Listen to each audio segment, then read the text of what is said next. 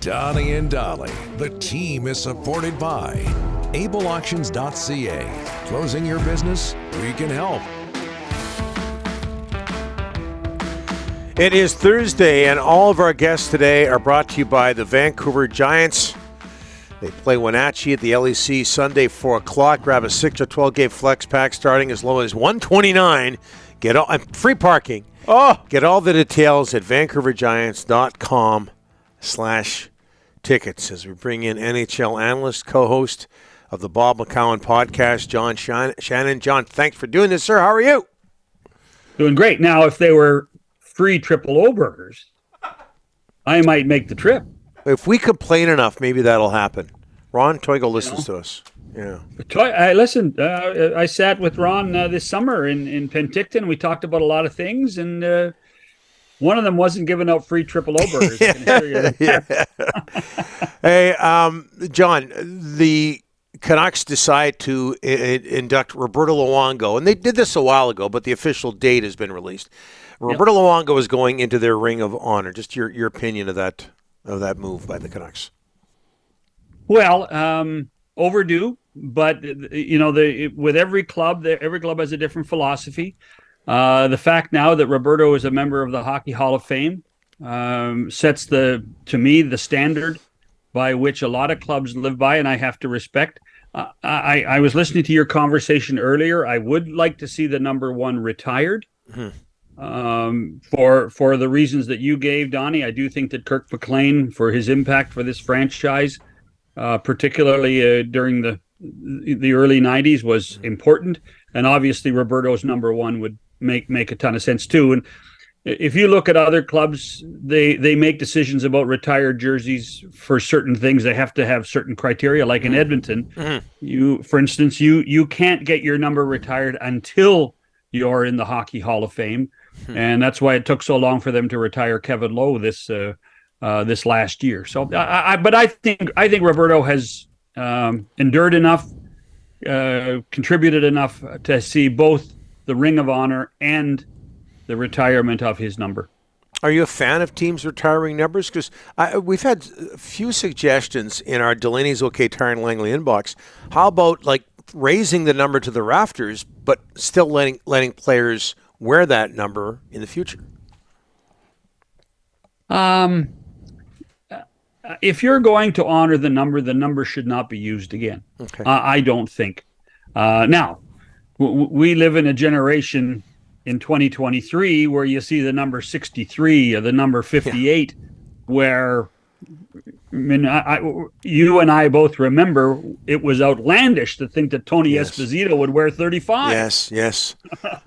That was the strangest. And Ken Dryden wore 29. Yeah. What a thought. Yeah. Yeah. So from that perspective, everything changes. When you look at the Boston Bruins and you look at the rafters at TD Garden and how many numbers are retired, you can't help but use 63 and all the big numbers. So I think it comes to personal taste.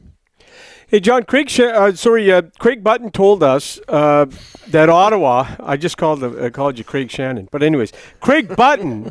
Well, Greg Shannon's a good guy, too. Craig Button told us, watch out for Ottawa. And he said, you know what, if you're the Maple Leafs, watch out. These guys are coming up, good young talent. They got the new owner. Are you feeling good vibes out of Ottawa right now? I think you have to. But without trying to be overly redundant at this time of year, because I think that this is going to be the refrain for a ton of teams. How good is Jonas Korpisalo? Yeah. Mm-hmm. When you look at their defense, with Sanderson and Shabbat and Chychrun, boy, oh boy, there will be a lot of teams salivating having those three guys on your blue line. When you look at what they've done offensively, I think that Brady Tkachuk is right up there in the top 15 of the National Hockey League. Tarasenko's goal scoring is going to make a difference. If Josh Norris is healthy, then they're in pretty good shape. But it all comes to goaltending. It all comes to goaltending. And so in many ways, Vancouver, we've talked about this before. To me, it's all on Thatcher Demko. And in Ottawa, it's all on Jonas Korpisalo, who they have signed for 5 years and spent a ton of money doing that. So that, to me, is the key for Ottawa. The thing where Ottawa is Ottawa could be a ton better and still miss the playoffs. Yep.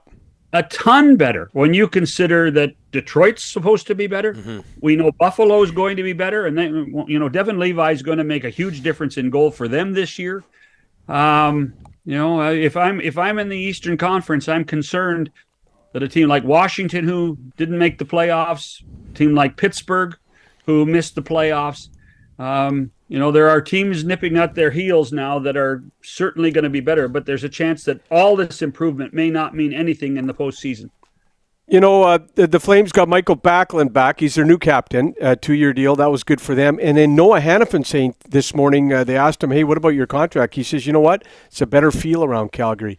The new GM, new coach. Your thoughts on Calgary? They kind of pushed the refresh button as well?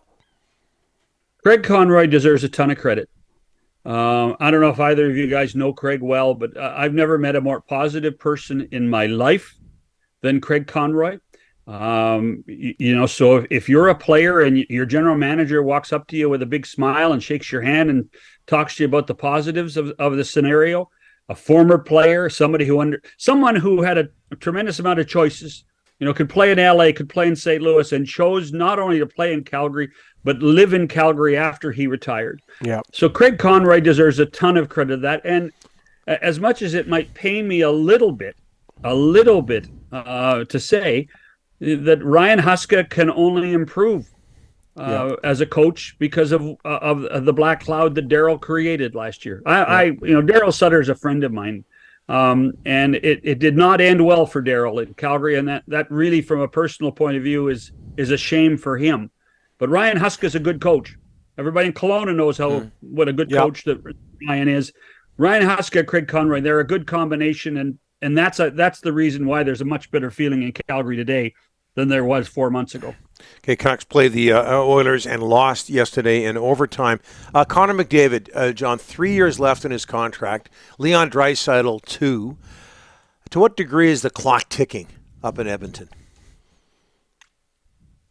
I think you can barely hear the muffle. I think there's 2 years a long time in the National Hockey League. The question will become a year from now is how much can they afford to pay Draisaitl? And therefore the next question is how much will they pay McDavid the year after that? Yep. This is a really key year from the point of view of showing a level of improvement. And I think you get a sense of that. And I think John and Dave and Dan talked a little bit about it on the broadcast last night in saying that the attitude in Edmonton right now is off the charts. More players showed up earlier than ever before for the captain skates because they are committed to winning. Leon Draisaitl spent most of his time this summer here in Toronto with Connor McDavid and all the Ontario-based Oilers at Gary Roberts' skating camps because they are committed. They know that this is an important time of year for this Edmonton Oiler club to be a difference. They've lost the last 2 years to the eventual Stanley Cup champions. Yeah. So it's not as if that they're not being challenged and they're failing, but they need to get at least to the conference final this year, and don't laugh, win a game in the conference final, and if not win the series outright before they get to the Stanley Cup final. I don't know who Dollywall was mixing you up with, Craig Button or Greg Shannon, but you did a way better job than those guys today, John. No. Listen, Button, he's dialed in when it comes to hockey players, and he's got his name on the Stanley Cup, and I don't. So that's pretty good. There you go, John. Next week. Thanks so much. Appreciate it. Cheers, boys. And by the way, I thought the controversy in 1970 between George Gardner and Dunk Wilson, and I think that in 79 between Richard Brodeur and Glenn Hanlon, I think they were just as crazy as the Corey Schneider, Roberto Luongo stuff. Well, John, I got to go way back in time, back to 1970 with you. Don't forget, Charlie Hodge was a Canuck goaltender in that first year as well. Oh. It was a three-man controversy back then. It was, and Charlie Hodge. Listen, who ended up being one of the great scouts of all time. Great scout at every Giants game. Yeah, that's right. Charlie Hodge was a boyhood idol when he came and played for the Western League, Vancouver Canucks, and they won the Leader Cup. Yeah. In the Western Hockey League. Yeah, along with Andy Bathgate. Oh. We could go on. We gotta go. We're going down. I'm getting the wrap up sign. I was going to tell you. I met Vic Hadfield the other day in the grocery store. Oh, fabulous! Seriously, I part was like a kid. I was like a kid. Part of the gag line. Wow. Oh man. Part of Who was the gag the third line. guy? Who's the Well, who's the it was gag line? Gilbert, Rattel, and Hadfield. Yeah. And by the way, Rick, if you didn't know music in the 70s, just remember that group, the Beatles. Yeah. They were in the 60s. I don't know how you heard their music then. Yeah. I just love the 80s. Yes. 80s. Best decade for music, John. Take it to the bank. All right. President of the Vic Hadfield fan club, Yeah. John Shannon. Thanks, John. Goal a game, baby. Yeah.